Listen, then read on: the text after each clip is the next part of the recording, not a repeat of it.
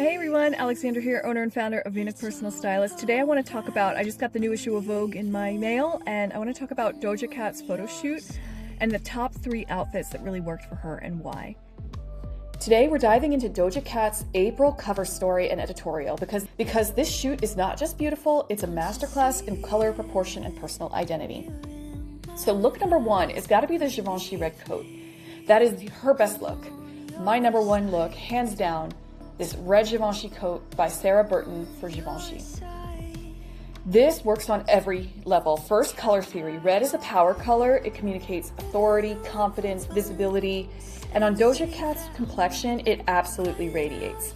Second reason I love this outfit is the monochrome styling. When you keep one continuous color from head to toe, you create this long vertical line, which visually elongates the body, so she just appears much taller, much slimmer instantly. Third is the scale and the presence of it. This coat doesn't whisper, it commands attention, much like Doja Cat. That aligns perfectly with who she is right now. She's a global artist, she's fully in control of her narrative. So this is a perfect example of what I always tell my clients is your clothing should match your level of impact. Moving on to look number 2. Coming in second is going to be this Alaïa look. It's the coat, the pants, the shoes, all of it's from Alaïa. This look is what I would call controlled sophistication. They call it belted out. I call it controlled sophistication. It's black and white, so immediately you get the timelessness. But the tailoring, that's, I think, where the real magic happens. The structure is defining her shape without restricting it. And here's where it gets really interesting. Doja herself says she feels safe in this look, or really just in her overall, new fashion journey. But that matters a lot to me, especially as a personal stylist, that a client or a wearer feels safe. Because great style isn't just about how something looks, it's about how it makes you feel. When someone feels safe and grounded and supported in their clothing, it shows in their posture, their energy, and ultimately how the outfit reads. So yes, it's elegant, but it's also psychologically aligned with her identity, and that's why it works to me. Quick commercial break between the second and third outfit to let you know that if you haven't, please like and subscribe. It really helps me grow my channel, which I'm really trying to do right now.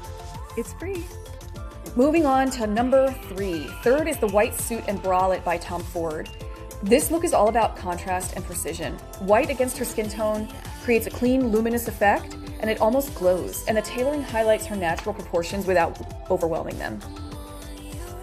This bralette adds just enough softness and femininity to balance the structure of the suit. This is a great example of controlled exposure. You're showing shape, but in a way that still feels elevated and intentional. So I always say, pick one part of your body and show that off. Don't show your legs and your chest and your midriff. This is a perfect example of how to nail that look. I want to move in now to a couple of honorable mentions because I had a hard time picking, but I gotta say honorable mention number 1 is the Saint Laurent cover look. The cover look is by Anthony Vaccarello, but like I said, for Saint Laurent. And it's stunning in terms of tone. The color works so beautifully with her complexion.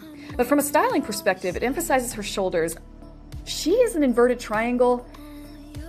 If you have a naturally broader shoulder line, this structure can exaggerate that proportion. It's still gorgeous, it's just not as balanced as the top 3, and that's why it ended up being honorable mention. Moving on to the Mugler bodysuit and coat. This one is fascinating because it actually does balance her shape with all the padding at the hips, the added volume.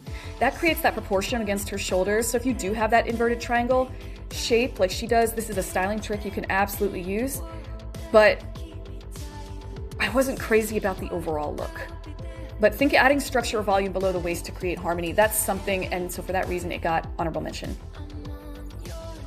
What I love about this entire editorial is how it reflects where Doja Cat is mentally. In her interview with Vogue, she talks about evolving creatively, shedding her expectations, and really the expectations of others, and redefining how she wants to show up. Hopefully that sounds familiar in your own life and your own journey, because you can see that in this styling. There's power, there's control, but there's also a softness and an intentionality. So this isn't just fashion, it's basically her identity in motion in front of your eyes. So I hope that was helpful. I certainly enjoyed doing it. And if you're a nerd like I am, then you probably enjoyed the video. If you haven't done it yet, please like and subscribe. And also comment for me which of the 3 outfits were your favorite of hers. Till next time, ciao!